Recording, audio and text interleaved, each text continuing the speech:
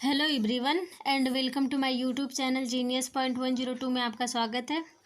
दोस्तों, आज हम लोग जियोग्राफी का अगला लेक्चर करेंगे हिमालयी नदियाँ के बारे में, ठीक है। और कल नेक्स्ट टॉपिक में कल देखेंगे पेनिसुलर रिवर, आज हिमालय नदी के बारे में, ठीक है। तो चलिए देखते हैं।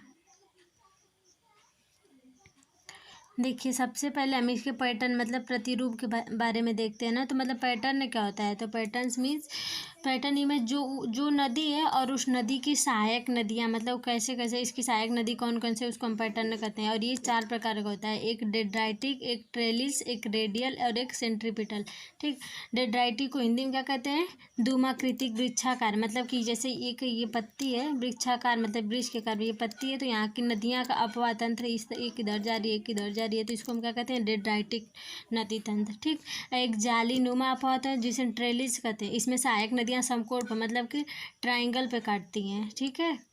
और एक होता है रेडियल। रेडियल कि जैसे ऊंचा भूभाग हो, जैसे कोई एक शिखर है, वहाँ से जहाँ से नदियाँ नीचे की ओर बहती हैं और सभी दिशाओं में बहती हैं, जैसे ये ऊंचाई से आकर सभी दिशाओं में बहती हैं, उसको हम क्या कहते हैं? रेडियल या अरिअपवाह तंत्र, ठीक है। और इसके बाद एक आता है सेंट्रीपिटल यानी अभिकेंद्रीय नदियाँ, ठीक।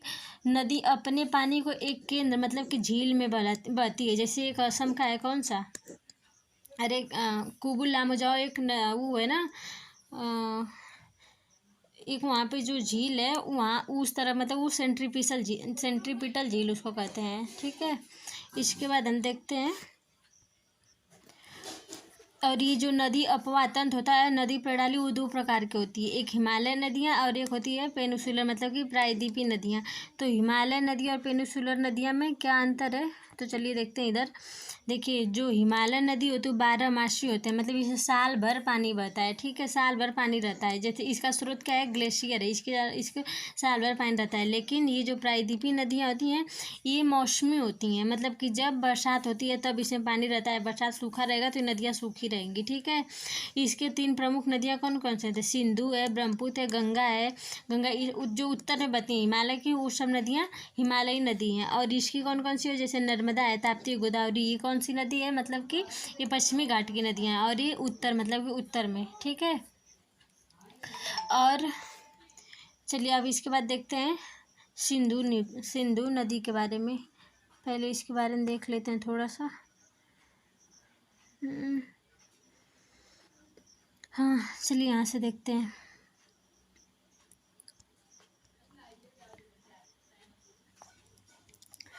देखिए, जो ये सिंधु नदी है, ये कहाँ कि इसका उद्गम स्थान कहाँ है? तो ये बोखारचू हिमनद है, मानसरोवर जो तिब्बत से निकलती है, ठीक है। और इसकी लंबाई कितनी है? तो 2880 किलोमीटर, ये 2880 किलोमीटर। और भारत में कितनी है?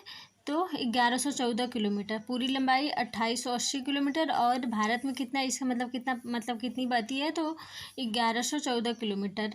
और ये पहले चीन से आके भारत में आके फिर पाकिस्तान में बहती है। पाकिस्तान की राष्ट्रीय नदी है कौन? सिंधु नदी, ठीक है। और हाँ, ये पाकिस्तान की राष्ट्रीय नदी है, और ये जाके अरब सागर में गिरती है, ठीक है। ये तिब्बत में सिंधु को सिंघी खंबन शेर के मुख के नाम से जाना जाता है, तिब्बत में इसको शेर के मुख के नाम से। और इसमें 2 आब होते हैं, इसको बाद में देखते हैं, पहले इसकी सहायक नदियाँ कौन कौन सी उसको देखते हैं। तो ये 5 नदियाँ, इसकी सहायक नदी देखते हैं, 1 मिनट।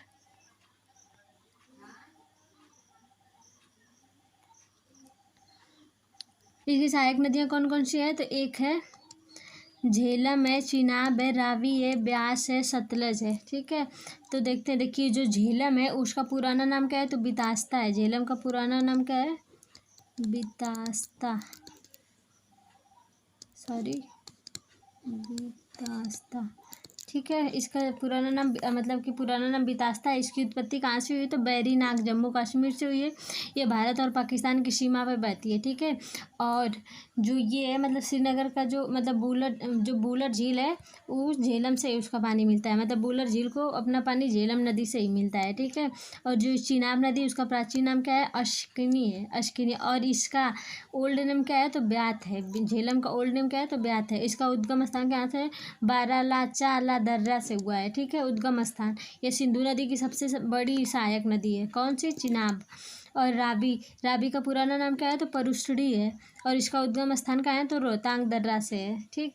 और हाँ बस इतना याद रखिए। और इसके बाद ये ब्यास है, इसका प्राचीन नाम बिपाशा है, उसका उद्गम स्थान रोहतांग दर्रा है ब्यास का। और इसके बाद ये सिंधु की एकमात्र सहायक नदी जो पाकिस्तान से होकर नहीं बहती है, मतलब कि कौन सी नदी, ब्यास, ये पाकिस्तान से होकर नहीं जाती है। इसके बाद देखते हैं हम सतलज नदी।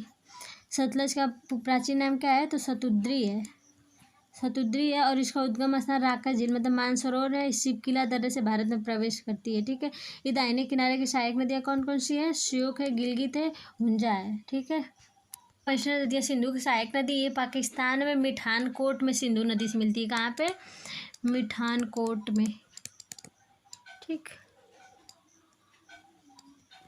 ठीक है, तो आगे देखते हैं अब गंगा नदी के बारे में ना। पहले इसके तंत्र के बारे में समझ लेते हैं, फिर गंगा के बारे में देखते हैं। ठीक है, तो देखिए पहले यहाँ से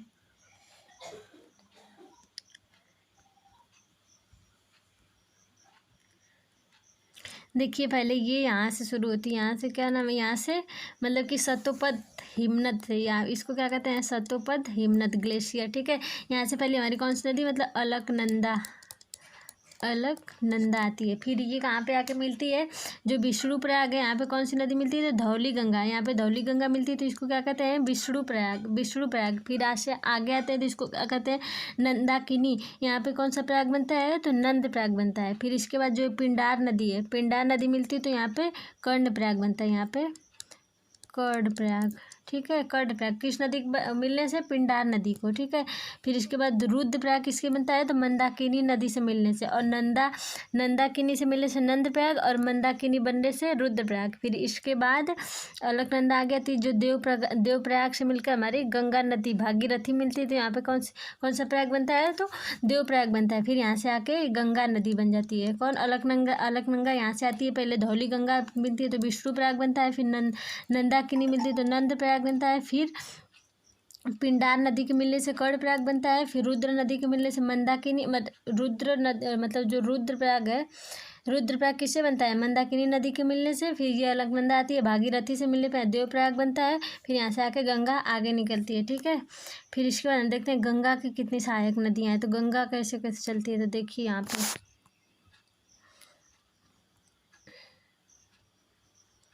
तो पहले तो ये जो गंगा है, इसकी कुल लंबाई कितनी है, गंगा की कुल लंबाई 2525 किलोमीटर है। ये भारत की राष्ट्रीय नदी है। कब घोषित की गई थी, 2008 में। ये भारत की सबसे लंबी नदी है। ठीक है, ये 5 राज्यों से होकर गुजरती है, उत्तराखंड, उत्तर प्रदेश, सबसे लंबा बिहार में, जम्मू कश्मीर में सबसे छोटा, सबसे ज़्यादा कहाँ गुजरती है, उत्तर प्रदेश में, फिर बिहार, फिर सबसे छोटा जम्मू कश्मीर, फिर पश्चिम बंगाल में। ठीक है, और ये गंगा बांग्लादेश में बहती है, तो वहाँ इसे पद्मा के नाम से जानते हैं।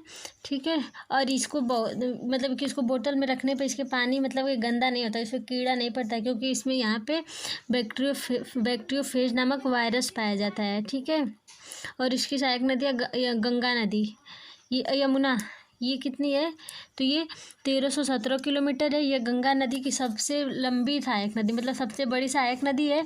और इसकी सहायक नदी, यमुना की सहायक नदी कौन कौन सी है, तो चंबल है, सिंध है, बेतवा है, केन है और टोंस है। ठीक है, और चंबल नदी की कौन कौन सी सहायक नदियाँ हैं, चंबल की पार्वती है, काली सिंध है, क्षिप्रा नदी। ठीक है, इसके बाद हम देखते हैं सोन नदी को। सोन नदी की सहायक नदियाँ कौन सी है, तो कोयल है, रिहंद है। ठीक है, और ये पुनपुन पटना के निकट फतुहा में गंगा से मिलती है, कौन, सोन नदी। ठीक है, और हाँ, इसके तटों पर स्थित है प्रयागराज, कानपुर सबसे बड़ा, वाराणसी और पटना किसके, यमुना गंगा नदी के। ठीक है, गंगा नदी के।